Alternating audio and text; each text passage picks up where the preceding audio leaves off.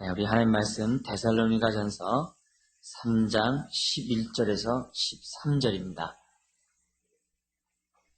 신약 331페이지 데살로니가전서 3장 11절입니다. 오늘 바울의 기도, 우리 16번째 바울이 어떤 기도를 우리들에게 샘플로 보여주고 있는가를 살펴보기 원하는데요. 우리 11절 13절 같이 한 목소리 읽어볼까요? 하나님 우리 아버지와 우리 주 예수는 우리 길을 너희에게로 직행하게 하옵시며 또 주께서 우리가 너희를 사랑함과 같이 너희도 피차간과 모든 사람에 대한 사랑이 더욱 많아 넘치게 하사 너희 마음을 굳게 하시고 우리 주 예수께서 그의 모든 성도와 함께 강림하실 때 하나님 우리 아버지 앞에서 거룩함에 흠이 없게 하시기를 원하노라. 아멘. 우리가 지금 바울 자신을 보면서 바울 자신에 나타난 바울의 기도를 보고 있습니다. 이런 기도들을 우리가 보면 볼수록 볼 때마다 우리가 마음속에 염두될 것은 뭐냐면은 각 서신에 나온 기도는 그 서신의 가장 핵심 내용이다. 이걸 항상 염두에 두셔야 됩니다. 그래서 우리들이 그렇구나. 이런 각 서신서마다 다 문제가 있습니다. 다 문제가 있어요. 그래서 모든 문제들이 있는데 우리가 지금 봤던 빌립보서라든지 그 앞에 있는 골로새서 예배에서 다 문제가 있어요. 교회마다. 근데 그 문제들을 바울이 어떤 시각으로 푸는가? 도대체 바울은 이 문제를 어떤 관점에서 풀고 있는가? 이런 입장. 그래서 바울의 기도는 바울 서신의 각 서신의 가장 핵심 내용이고, 그리고 그 핵심 내용인 그 기도는 그 교회의 문제를 어떻게 풀고 있는가? 여기에 대한 관점을 준다는 겁니다. 그래서 그 관점을 우리가 배워야 돼요. 그 관점 배워야지만이 나의 현실에 있는 그 문제 앞에 내가 당하고 있는 현재 그 문제를 갖다가 어떻게 봐야 되고 어떻게 풀어야 되는구나. 그리고 또 어떻게 기도를 해야 되는구나. 이걸 알게 돼요. 그렇지 않고 우리가 그냥 바울의 기도를 갖다가 그냥 본으로만 삼고 성경에 이런 내용이 있다 이렇게 얘기하면은 반쪽만 알게 되는 거예요. 그래서 우리가 배운 이 바울의 기도를 우리들의 삶 속에서 이렇게 응용할 수 있는 우리 능력을 달라고 또 기도해야 돼요. 그래서 오늘 이 데살로니가 전서를 보면서 우리가 두 개의 기도를 보게 될 거예요. 로마서 하면서 우리가 또 이렇게 몇 개 보면서 로마서 전체를 보지 않았습니까? 그런 것처럼 두 개의 기도를 가지고 데살로니가 전체를 보게 될 겁니다. 그 가운데 오늘 하나가 11절부터 13절 우리가 방금 읽었던 이 내용입니다. 전반적인 그 데살로니가 이 교회의 배경을 왜 이 편지를 쓰게 됐는가를 간단히 말씀드린다면 바울이 빌립보 지역에서 복음 전도 사역을 하다가 핍박을 당합니다. 핍박당한 이유는 다른 것 아니죠. 뭡니까? 유대인들이 죽인 예수가 하나님의 아들이요 구세주라는 거죠. 그리고 또 뭐냐면은 믿음을 갖고 있다라고 하는 그 하나님을 사랑한다고 하는 그 유대인들이 실질적으로 보면 어떻게 돼요? 복음에 거치는 자들이었거든요. 그래서 거기에 대해서 사도 바울이 가만히 있을 리 없죠. 그래서 그들의 잘못된 신앙에 대해서 지적하고 있고 그들이 죽인 예수가 바로 하나님의 아들이요 주라고 얘기하고 이렇게 얘기하니까는 유대인들이 싫어하죠. 또 유대인의 구원이 없다 그러니까 싫어하죠. 그러다 보니까는 그 열심히 특심한 유대인이었기 때문에 지식은 없고 그 열정이 아주 많은 유대인이었기 때문에 그렇게 하는 이 바울을 가만 내비두는 게 아닙니다. 그래서 가는 곳마다 핍박하고 가는 곳마다 바울을 죽이려고 하는 겁니다. 그럼 나중에 빌립보 지역에서 복음 전도 사역을 하다가 빌립보 지역은 또 여러분 아시죠?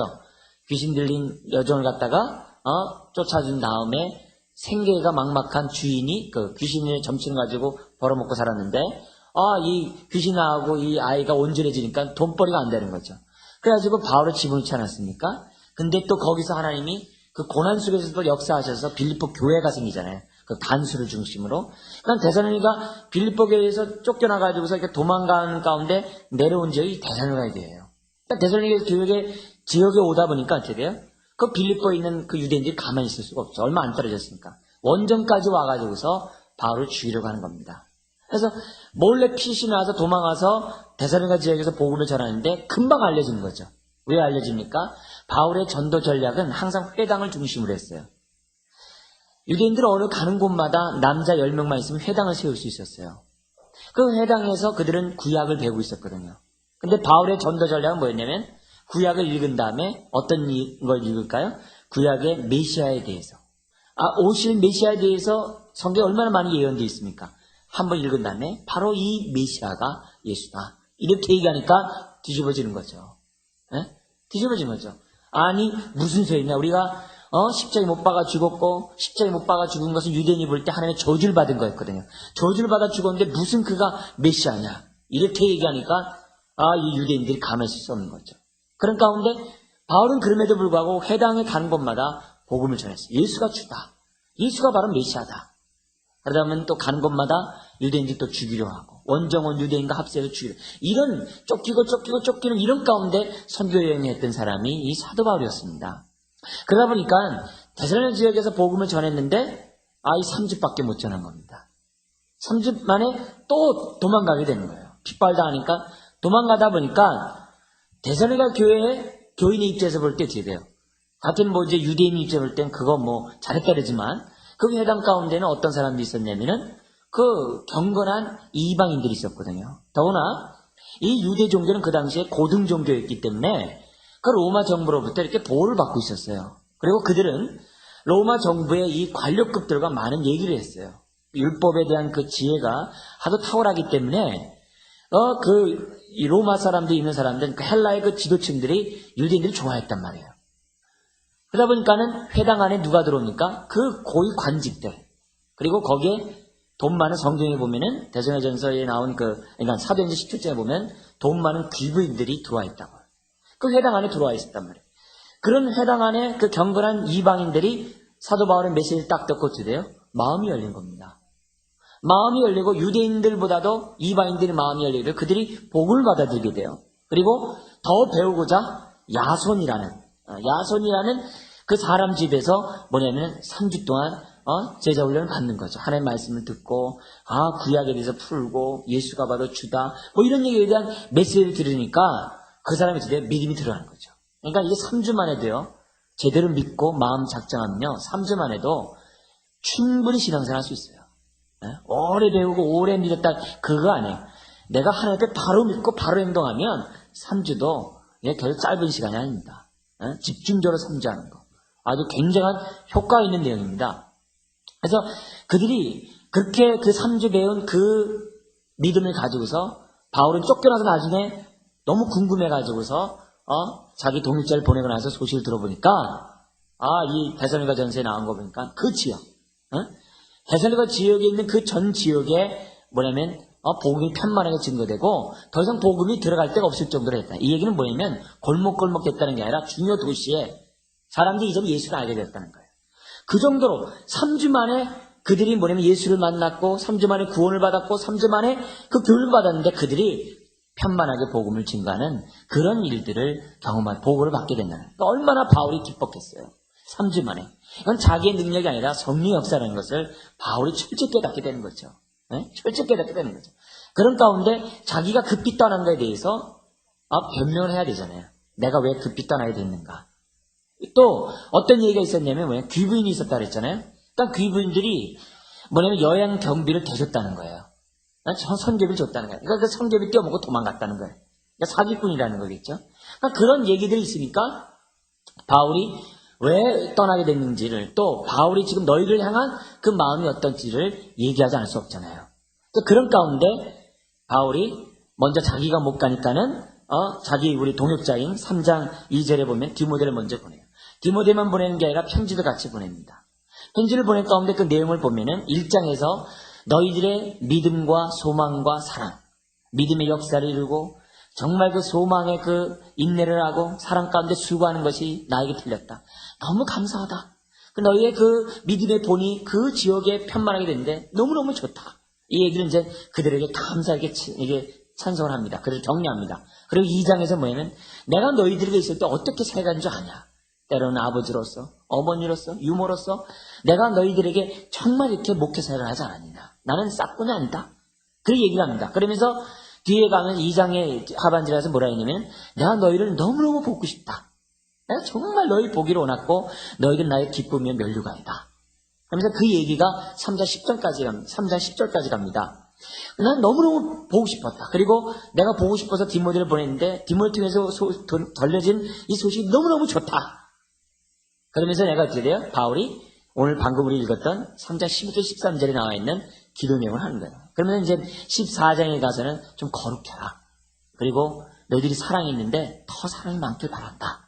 그리고 먼저 죽은 자들에 대해서 너희들이 왈가불고 하는데 예수 그리스도 안에 있는 자에 대해서 그들의 죽음이 어떤 것이다. 이런 얘기. 그리고 교회는 가정과 같아야 된다. 이런 얘기들을 필요한 권면의 메시지를 합니다. 그건 우리 후반부 볼 때 좀 더 자세히 보기로 하고. 그러니까 본문에 쓰여진 그 배경이 그 2장 3장에 나와 있는 거예요.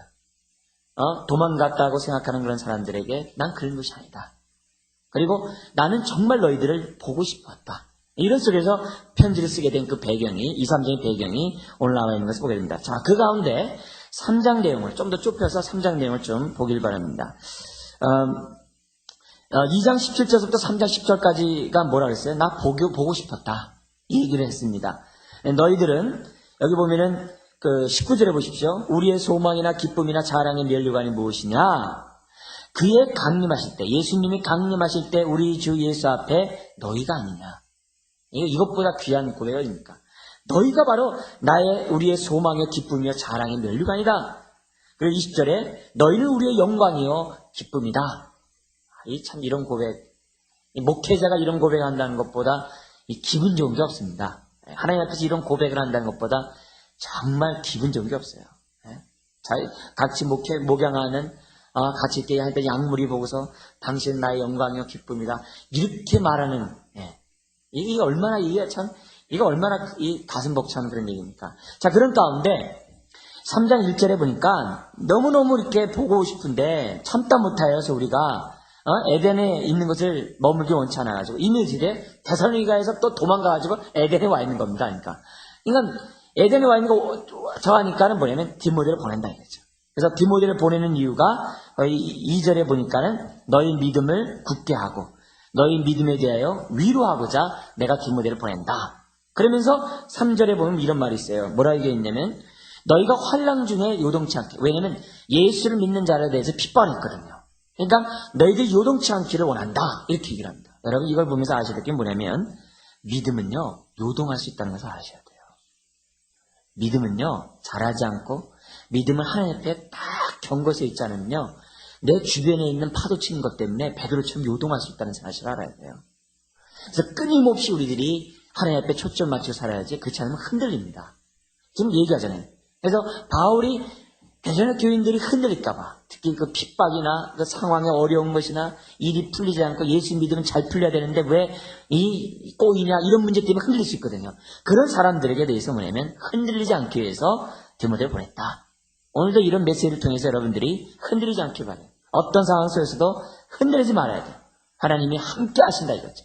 그러면서 주님이 4절에 보면은 우리가 너와 함께 있을 때 장차 받을 환난에 대해서 미리 말하였지 않느냐. 그러니까 너희들을 흔들리지 말아라. 그리고 여기 보면 너희 5절에 보면 너희 시험하는 자가 있는데 그 시험하는 자가 너희를 흔들러 말미암아 내가 사도 바울이 너에게 목회했을 때 그 한 것이 다 무너질까봐 걱정되어서 내가 이렇게 보냈다. 이런 마음은 이건 목회의 마음이거든요. 목회의 마음은 항상 그래요. 신앙생활 잘해야 되는데 그러다가 집안에 어려운 일이 있고 삶에 어려운 일이 있을 때요. 주님 좀 흔들리지 말아야 되는데 이런 마음이 있거든요. 좀만 어려우면 막 그냥 신앙생활 안 하고 좀만 어려우면 막 기도생활 안 하기 때문에 막 어려우면 막 그냥 저 잘 견딜 수 있을까? 막 이런 마음이 막 조바심 막 나요. 그러니까 그런 마음을 지금 바울이 얘기하는 거예요. 그런데 6절과 그 7절과 8절에 보면 놀라운 메시지가 나오는 거죠. 뭐냐면 디모데를 통해서 복음을 그런 소식을 좋은 소식을 딱 듣고 나니까 이 7절 보십시오. 우리 한번 같이 읽어볼까요? 이러므로 형제들아 우리가 모든 궁핍과 환난 가운데서 너희 믿음으로 말미암아 너희에게 위를 받아. 지금 바울도 환난과 궁핍 속에 있어요. 똑같은 처지예요. 그런데 너희가 그런 환난 가운데 믿음을 지키고 정말 사랑의 수고를 아끼지 않고 소망 가운데 살아간다는 그 말을 들으니까 내가 위로를 받았다. 이거 얼마나 위로가 되냐 이거죠. 똑같은 상황인데 너희들이 그런 삶을 생각하니까 너무너무 위로를 받았다. 그래서 너무 위대한 메시지를 합니다. 8절에 그러므로 너희가 주 안에 굳게 선즉 우리가 이제는 살리라. 참 이런 말 정말 그들이 3주 만에 복음 들었지만 그들이 자라가는 그 모습, 그 자라감 속에 나타난 그들의 모습을 보면서 바울은 그들의 기쁨으로 여겼다는 거예요. 그들이 환난 가운데 이겨나는 것을 자기의 뭐예요? 기쁨을 한다. 그래서 이제는 살리라. 그러니까 저와 저를 비롯한 여러분들은요, 무엇이 기쁨이 되야 되냐면 연약한 자가 그냥 걸음마 하다가 뒤뚱뒤뚱 하다가 제대로 걷는 거 보고 그것을 기쁨으로 생각할 줄 알아요. 그런 걸 딱 보고 이젠 내가 살리라 이렇게 할 수 있어요. 저는 여러분을 보고 여러분 어떻게 돼요? 여러분 옆에 있는 또 우리 지체를 보고서 또 여러분이 전도한 사람을 보고서 그 사람이 딱 쓰면 어떻게 돼요? 굳게 선즉 우리가 이제는 살리라. 에? 여러분 다 굳게 숨으로 우리 하나님 마음을 좀 이렇게 평쾌합시다. 에? 주님의 마음. 니들이 굳게 쓰니까 이제는 내가 살리라. 우리가 굳게 쓰는 건 뭡니까? 환난 속에서도 요동치 않고 어려운 환경 속에서 믿음이 흔들리지 않으면 그거 쓴 거죠. 그거 쓴 거죠. 그러기를 사도 바울은 우리들에게 보여줬고, 그러니까 우리가 이런 것들을 보면서 늘 우리는 자기 입장과 자기의 상황 속에만 얽매여서 기도를 하고 막 그러는데 우리 초점이 거기 있는데 바울은 그러지 않았답니다. 좀 더 눈을 넓게 였고 다른 사람이 특별히 연약한 자가 쓰는 것에 대해서 기뻐했고 그들이 쓰는 걸 통해서 이제는 내가 살았다. 이런 마음, 이것이 바로 우리들이 가진. 그러니까 우리의 취미가 뭐냐? 그랬을 때 어린 자를 섬기는 것이 취미다. 이렇게. 우리의 관심이 뭐냐? 했을 때 다른 데 있는 게 아니라 어린 자가 쓰는 것이 우리들의 관심이다. 이게 우리들, 저와 여러분의 모든 사람들의 관심이 돼야 돼요. 바울이 이제 이렇게 얘기하니까 어떻게 돼요? 6절에도 너희가 나 보기로 원하는구나. 나도 너 정말 보기로 원한다. 10절 한번 볼까요? 같이 읽어볼까요? 주야로 심히 간구하면 너희 얼굴을 보고 너희 믿음의 부족함을 온전케 하려 함이라. 그러니까 내가 주야로 심히 너희들 나 보고 싶어 하지. 나도 너 보고 싶다. 이러면서 이제 그런 간절한 기대 가운데 나온 그 기도가 오늘 11절에서부터 13절의 기도인 것을 보였네요. 여기 보면은 기도는 이제 세 가지 나오지만 크게 두 가지입니다. 하나는 자기 자신 위해서. 그 자기 자신 위해서는 11절입니다. 내가 너희들에게 직행버스 타게 해달라고. 그래서 직행하게 해달라고. 내가 빨리 너에게 갈 수 있도록 이게 자기 자신 위해서 기도합니다. 그리고 두 번째는 뭐냐면 그들을 위해서 기도하는데 어떤 기도를 하냐면은 뭐냐면 너희들의 사랑이 있는 거 안다. 사랑의 수고가 있는 건 내가 안다. 근데 더 많게 원한다. 그 사랑이 더 많게 원한다. 그리고 또 뭐냐면은 그들을 위해서 기도한 것이 이제 13절에 있는데 주님이 강림하실 때, 왜냐면 그 당시에 대사의 교회에 어떤 게 이슈였냐면은 먼저 죽은 자들 그럼 뭐냐 이거예요. 주님은 곧 강림한다 그러는데 그럼 먼저 죽은 자는 뭐냐 이게. 거기에 대해서 막 궁금했거든요. 막 우리는 막 주님을 뵐 거다 막 이렇게 얘기하는데 먼저 주 안에서 죽은 자가 어떻게 되냐. 거기에 대해서 막 고민이 많았거든요. 그들이 헛된 거냐 막 이랬을 때 아니라는 거죠. 그러면서 이제 뒤에서 이제 4, 5장 얘기하지만 그때 그들의 관심이 강림이었거든. 주님 재림. 근데 재림 때 너희들이 되면 거룩함에 흠이 없도록 하나님 앞에서 거룩함에 흠이 없게 하시기를 원한다. 신랑이 오실 때 신부로서 단장된 모습으로 주 앞에 서기를 원한다. 강림 때와 시에 대해서 얘기하지 말고 어떤 모습으로 그런 거 얘기하지 말고 하나님이 강림할 때 거룩함에 흠이 없는 모습으로 있길 바란다. 이런 기도를 지금 바울이 대선의 교인들을 향해서 통치적으로 하고 있는 것을 보게 됩니다. 자, 그럼 좀 더 우리 이 세 가지의 기도 내용을 좀 더 보기 원합니다. 하나님은 오늘 이 바울의 기도를 통해서 뭘 우리들에게 가르치기 원하냐면 기도의 능력을 믿지 않는 사람들에게 기도에는 능력이 있고 기도에는 응답이 있다는 사실을 알게 하시고자 하는 의도가 있습니다. 기도에 응답 없고 응답이 있다는 거 모릅니까? 기도에 능력이 있다는 거 모릅니까? 그건 시험 답안에는 동그라미 치죠. 문제는 내 삶 속에서 정말 기도의 능력을 믿느냐 이거죠. 정말 내 삶 속에서 정말 기도의 능력을 믿느냐 이거죠. 우리 주님도 그러잖아요. 우리 기도하다 낭망하지 말 것에 대해 비유하여 가라사대. 그죠? 한 고을에 한 과부가 있었는데 그리고 아주 악독한 또 재판관이 있었는데 그 비유 얘기했잖아요. 하도 강청하니까 뭐라 그래요? 내가 진짜 귀찮아서라도 내가 너 해주겠다. 하물며 하나님께서 안 해줘. 이런 말씀 있잖아요. 그래서 주님의 메시지가 뭐예요? 낙심하지 말라는 얘기거든요. 그러니까 기도와 낙심은 뭐냐면 정반대예요. 그래서 기도는 언제까지 하느냐? 시간이 아니에요. 낙심을 이길 때까지 하는 게 기도예요. 1분에서 낙심이 들면 기도 끝난 거예요. 그건.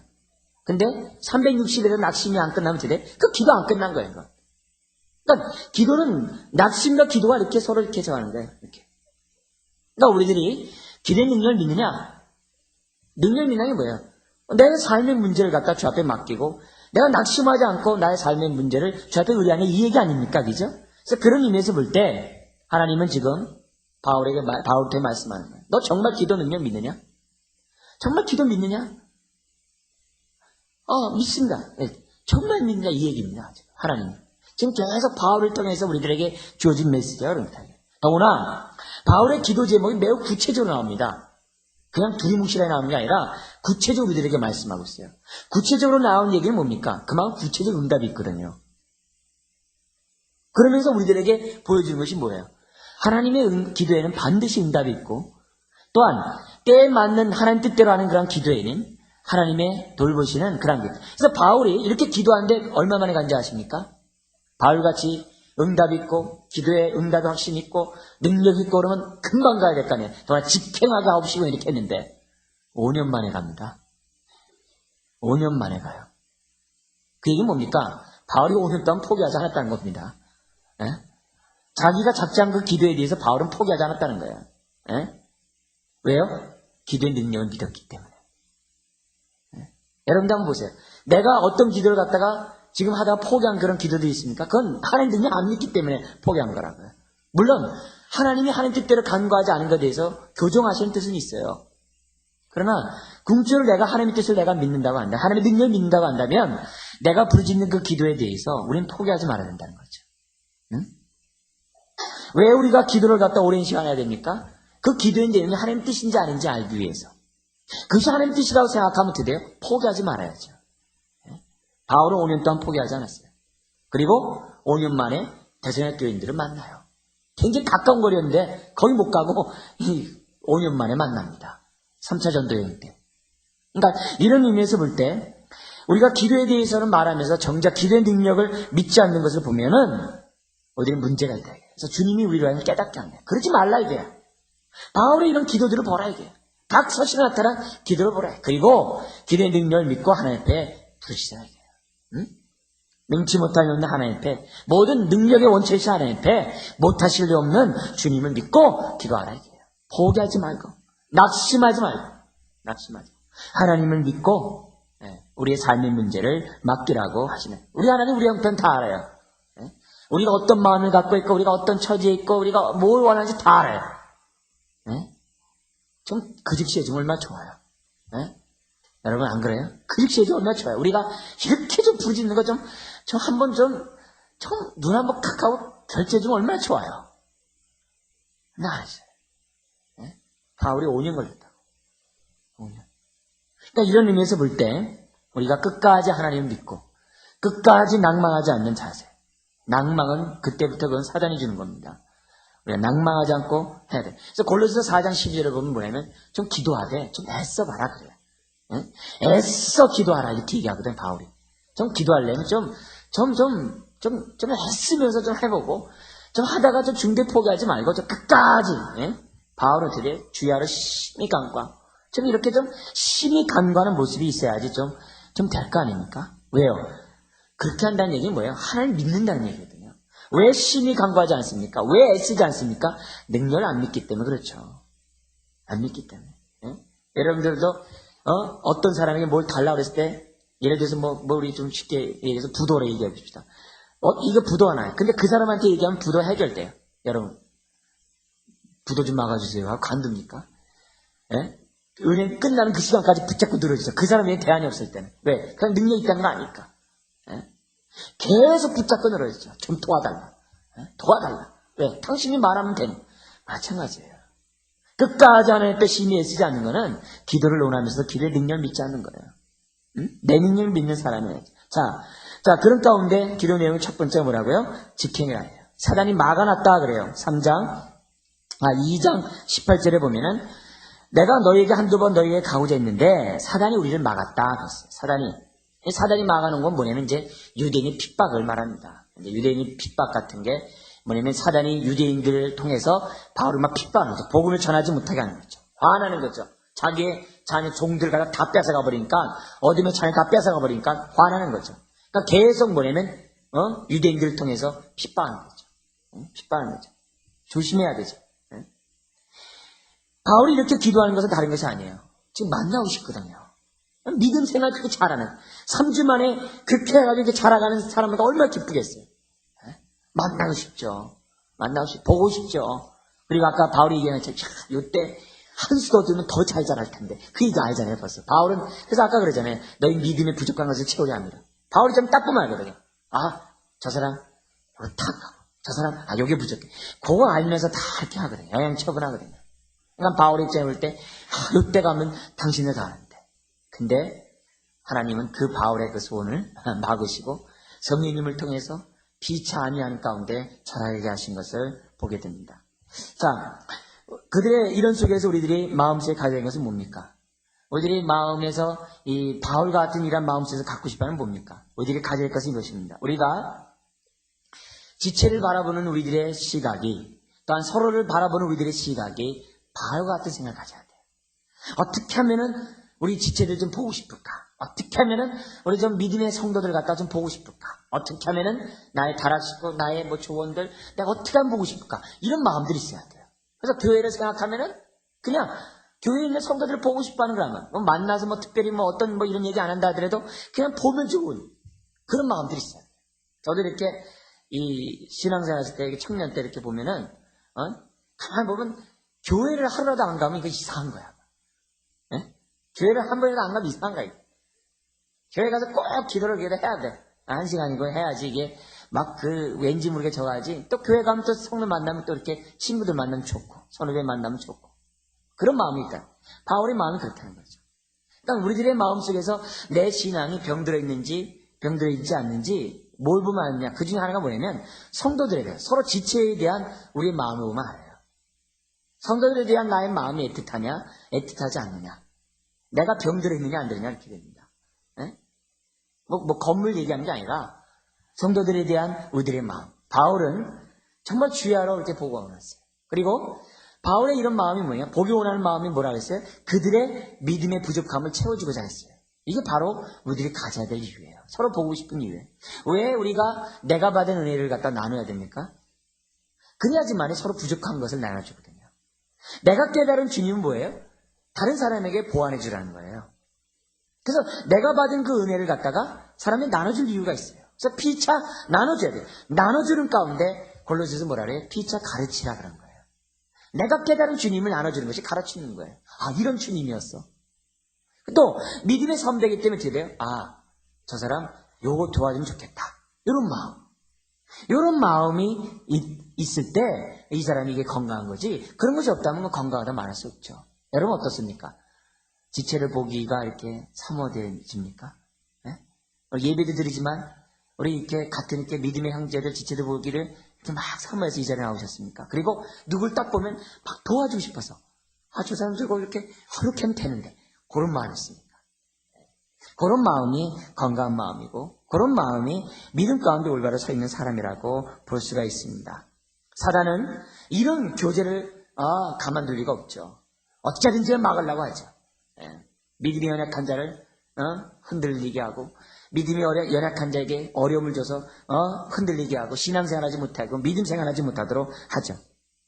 그러나 그럼에도 불구하고 끊임없이 그 지체를 해서 기도하고 만나기를 원하고 교제한다고 한다면 얼마나 그 교회가 든든히 서가겠습니까? 여러분 이런 기도를 하셔야 돼요. 하나님 내가 만나기 원합니다. 직행하기 원합니다. 지금 누구누구가 안무개가 신앙생활 제대로 못하는데 누구누구 안무개가 장기간 동안 신앙생활하지 못하고 출석하지도 못하는데 하나님 내가 가기 원합니다. 이런 마음이 있어야 된다 이거죠. 내가 찾아가기 원합니다. 또 내가 받은 은혜를 좀 나누기 원합니다. 그래서 예배 드린 날에 그냥 끝나지 말라는 얘기가 그 얘기예요. 만나서 어쨌든 간에 만나서 교제하고 또한 주중에서 만나서 교제해야 될 이유가 바로 이런 거라죠. 자, 그런데 자기를 위해서 기도하는 이 바울의 이 태도를 배우셔야 됩니다. 거기 보면 이렇게 돼 있어요. 하나님 우리 아버지와 우리 주 예수는 한 다음에 자기 소원을 얘기한 다음에 하옵시며 그랬어요. 자 보세요. 하나님 우리 아버지와 우리 주 예수는 뭐뭐뭐 하옵시며 이렇게 돼 있어요. 거기 뭐뭐뭐에다 가로를 쳐놓고 여러분의 소원을 한번 마음에 생각해 보세요. 어떤 소원이 있을까요? 요 11절 같이 하세요. 예? 우리 같은 소원이 뭡니까? 하나님 햇빛 보는 교회를 허락하여 주옵시며, 이거죠. 지하에서 좀 벗어나게 해 주옵시며, 뭐 이거죠. 예? 그리고 또 뭐냐면, 우리 안무개가 믿음 가운데 서게 해 주옵시며, 이런 거죠. 그죠? 여러분들 다 소원들 있죠? 그 소원을 갖다 이렇게 한번 가로 집어넣고 한번 해보세요. 하나님 앞에 기도하. 이왕이면은 어떤 소원을 하면 좋아요? 우리가 건물의 성전도 중요하지만 우리의 육체 각자 개인의 성전, 또 우리 공동체 성전을 갖다가 건강하게 세우는 것을 놓고, 우리들이 서로의 성전을 갖다가 세우는 걸 놓고 우리가 하나님 앞에 간구하는 것도 중요하겠죠. 그 다음에 두 번째로 우리들이 봐야 될 그 기도는 12절입니다. 모든 사람들에 대한 사랑이 지금보다 더욱더 많아지도록. 첫 번째 거기 보면은 12절에 보면은 먼저 사랑하되 피차간에 사랑하라. 너희도 피차간에. 먼저 너희들끼리 사랑이 더 있기를 원한다. 이건 굉장히 중요합니다. 성도들끼리 사랑하지 않으면 누구를 사랑하겠어요? 교회 안에 있는 성도들끼리 사랑하지 않으면 누구를 사랑해요? 그건 아닙니다. 무엇보다도 사랑의 순서는 성도 간의 사랑이 우선입니다.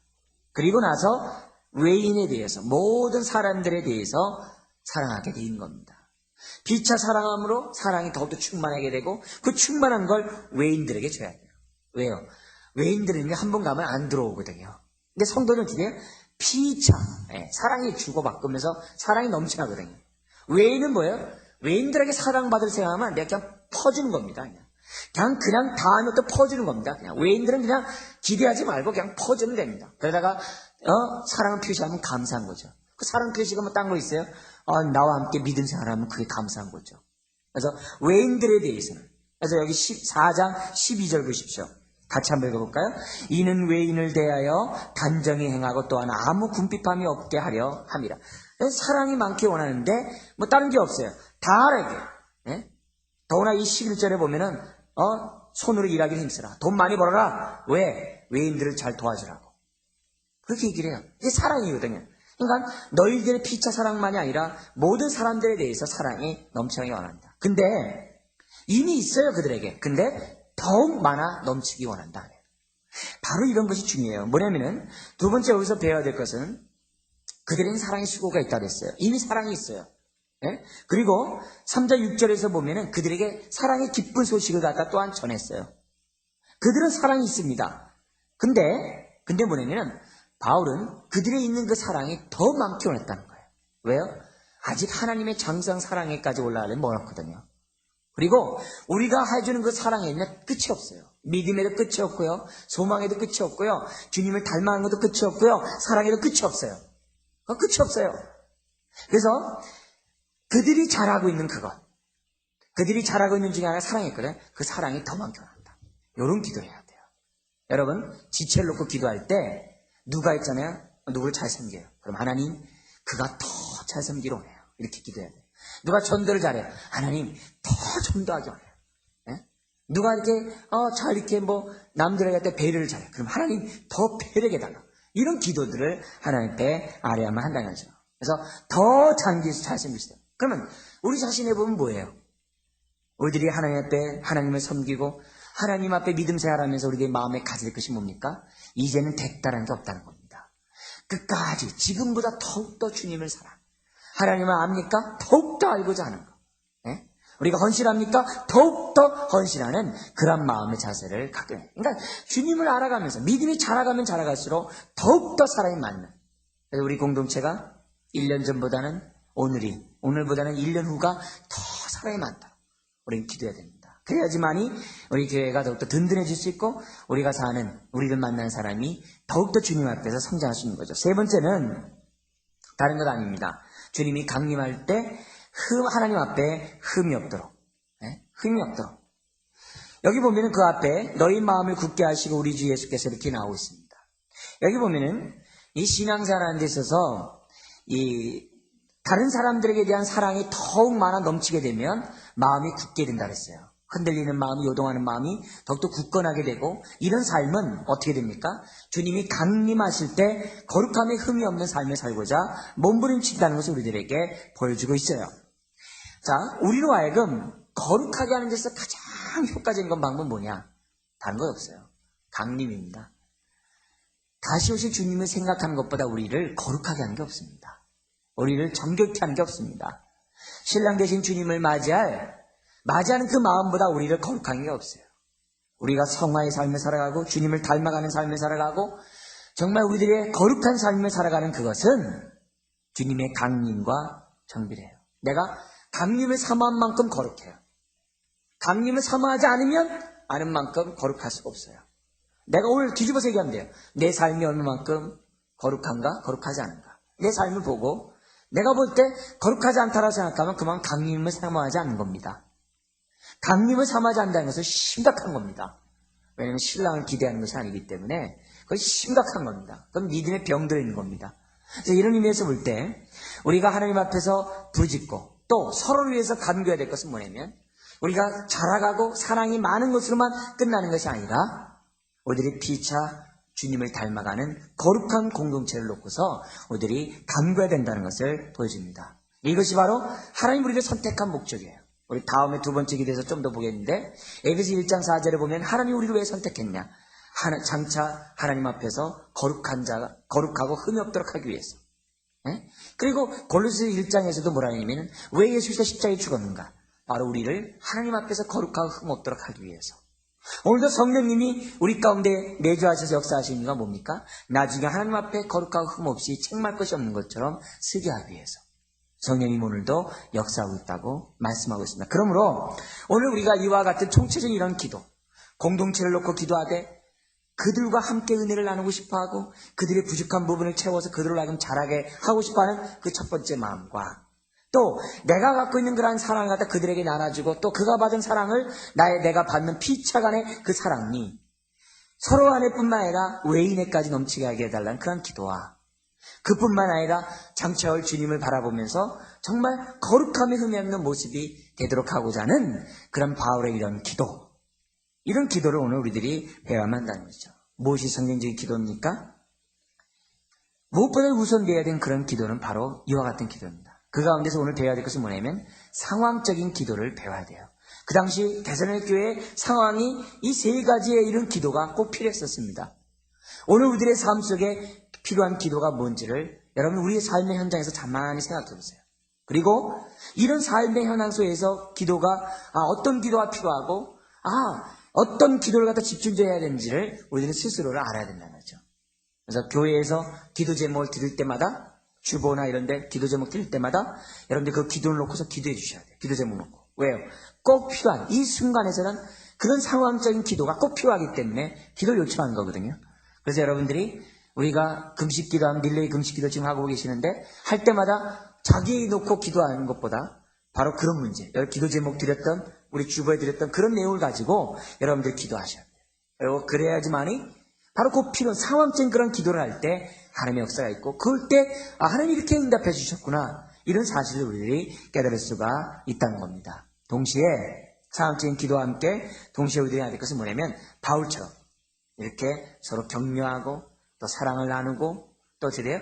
하나님의 강림을 바라보면서 이렇게 거룩한 공동체를 이루고자 하는 이런 안목, 우리가 눈에 보이는 성전보다 눈에 보이지 않는 우리 이 성전을 이루고자 하는 그런 마음, 이런 마음이 우리 가운데 있어야만 한다는 것이죠. 이런 기도, 여러분들이 오늘 이런 기도를 하시기 바라고 이런 것들의 응용을 통해서 여러분들이 정말 필요한 소원을 하나님께 아뢰기를 주님 부탁드립니다. 제가 기도하겠습니다. 아버지 하나님, 참으로 바울과 같이 기도의 능력을 믿고 기도의 응답을 확신하고 하나님 앞에 끝까지 부르짖는 아버지 하나님 이 믿음을 우리들에게 허락하여 주시옵소서. 낭망하는 것이 무엇입니까? 좌절하는 것이 무엇입니까? 아버지 하나님 모든 능력을 갖고 계시는 아버지 하나님 하나님을 믿지 않은 것이 아닙니까? 기도의 능력을 우리가 사용하지 않는 것이 아닙니까? 아버지 하나님 우리가 그 어떤 상황 속에서도 기도의 줄을 놓지 않도록 주님 도와주시고 어떤 상황 속에서도 하나님께 부르짖는 우리 모두가 되게 하여 주시옵소서. 아버지 하나님 오늘도 주님 앞에 나온 당신의 사랑하는 자녀들 한 분 한 분의 삶들을 축복하여 주시옵시고 한 분 한 분의 삶들을 통하여 하나님 영광 받으시며 한 분 한 분의 삶들을 통해서 하나님의 크신 기도의 능력과 역사들을 드러내 주옵시기만을 원합니다. 주여 바울이 아랬던 이 소원을 주여, 오늘도 하나님 앞에 탁자 아래 때 하나님께서 응답해 주시옵시고, 아버지 하나님 그 소원을 속히 이루어줌으로 말미암아 하나님 나의 기도를 들으시는 그런 구체적인 정황들을 체험할 수 있도록 하나님 축복하여 주시옵소서. 아버지 하나님, 상황에 맞는 기도를 하기 원합니다. 상황 속에 하나님의 뜻에 맞는 기도를 하기 원합니다. 이 밤에 깨닫게 해주시고 그와 같은 기도를 하나님 앞에 아뢰 수 있도록 하나님 축복하여 주시옵소서.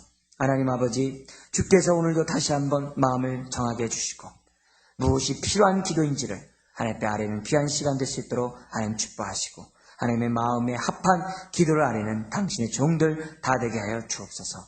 믿사오며 예수님의 이름으로 기도드리옵나이다. 아멘.